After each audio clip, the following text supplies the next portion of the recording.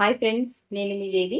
Happy మా వంటిల్లు నా వ్లాగ్స్లో ఈరోజు నేను మీకు చూపించబోయే రెసిపీ చాలా సింపుల్గా ఈజీగా చేసుకుని రెస్టారెంట్ స్టైల్లో గోబీ మసాలా చేసి చూపిస్తాను. ఈ curry any flavour rice and అలాగే చపాతీ, పూరి, రోటీస్ ఎనీ కాంబినేషన్లో కూడా ఈ కర్రీని మనం తీసుకోవచ్చు. చాలా స్పెషల్గా, చాలా టేస్టీగా, చాలా ఈజీగా కూడా అయిపోతుంది. దీనికి కావాల్సిన ఇంగ్రీడియంట్స్, నేను ఒక చిన్న కాలీఫ్లవర్ తీసుకుని కొంచెం ఉప్పు, పసుపు వేసి హాట్ వాటర్లో ఒక 2 నిమిషాలు ఉంచి తీసిన కాలీఫ్లవర్ తీసేసి, అలాగే ఒక 10-12 జీడిపప్పులు, ఇంకా ఒక స్పూన్ అల్లం వెల్లుల్లిపాయ పేస్ట్, అలాగే సన్నగా తరిగిన ఒక కప్ ఆనియన్స్, ఒక 2 టమాటోస్. ఇవే మనం మెయిన్ ఇంగ్రీడియంట్స్. ఇప్పుడు ఈ టమాటోస్ని, జీడిపప్పుని మెత్తగా పేస్ట్ చేసి పక్కకు పెట్టేసుకుందాము. ఇప్పుడు కర్రీ ప్రాసెస్ స్టార్ట్ చేద్దాము. ముందుగా స్టవ్ ఆన్ చేసుకొని ప్యాన్ పెట్టుకుని ఒక 4-5 స్పూన్ల వరకు ఆయిల్ పోసుకుందాము. ఇప్పుడు ఆయిల్ హీట్ అయింది. ఈ కాలీఫ్లవర్ పీసెస్ని ఈ ఆయిల్లో వేసేసి స్టవ్ హైలో పెట్టుకొని ఒక 3 నిమిషాలు వేయించుకుందాము. 1 నిమిషం మూత పెట్టి ఈ విధంగా వేయించుకుందాము.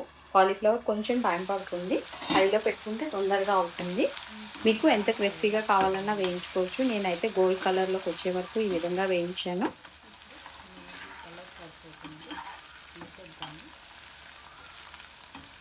ఇప్పుడు వీటిని ఒక బౌల్లోకి తీసేస్తున్నాను. చూడండి, ఈ విధంగా బౌల్లోకి తీసి పక్కకు పెట్టేసుకుందాము. ఇప్పుడు ఇదే ఆయిల్లో సన్నగా తరిగిన ఆనియన్స్ కూడా వేసేసి ఒకసారి బాగా కలుపుకొని ఒక పావు స్పూన్ సాల్ట్, అలాగే ఒక పించ్ పసుపు వేసేసి 1 నిమిషం పాటు మూత పెట్టి గోల్డెన్ కలర్లో వేయించుకుందాము.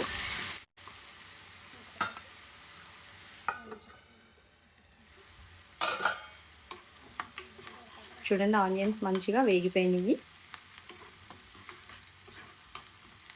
ఇప్పుడు కొంచెం కరివేపాకు వేస్తున్నాను.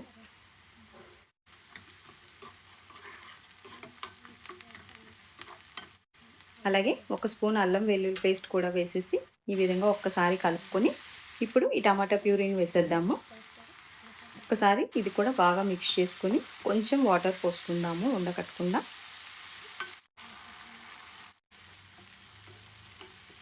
ఇప్పుడు ఇందులో ఒక హాఫ్ స్పూన్ జీరా పొడి, అలాగే ఒక హాఫ్ స్పూన్ ధనియా పొడి, అలాగే ఒక 2 స్పూన్లు కారపొడి. కారం అనేది మీరు మీ టేస్ట్ తగ్గట్టు వేసుకోండి.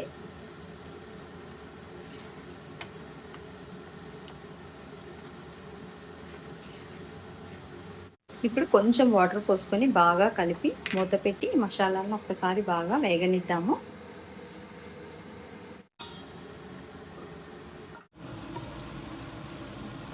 చూడండి, మనకి గ్రేవీ ఎంత బాగా కలర్ఫుల్గా రెడీ అయిపోయింది. అలాగే ఆయిల్ అంతా పైకి వచ్చేసింది.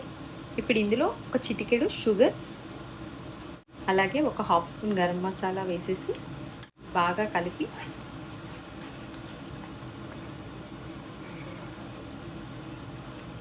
ఇప్పుడు ఈ కాలీఫ్లవర్ ముక్కల్ని కూడా వేసేస్తున్నాను.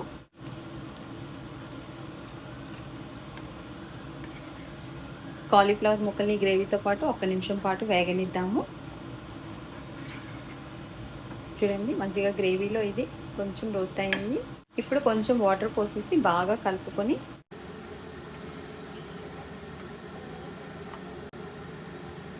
ఈ గ్రేవీలో ముక్కల్ని ఒక 2 నిమిషాల పాటు సిమ్లో పెట్టి ఉడకనిద్దాము. ఒక 2 నిమిషాల తర్వాత చూద్దాము. మనకు కావాల్సిన థిక్నెస్లో గ్రేవీ రెడీ అయిపోయింది.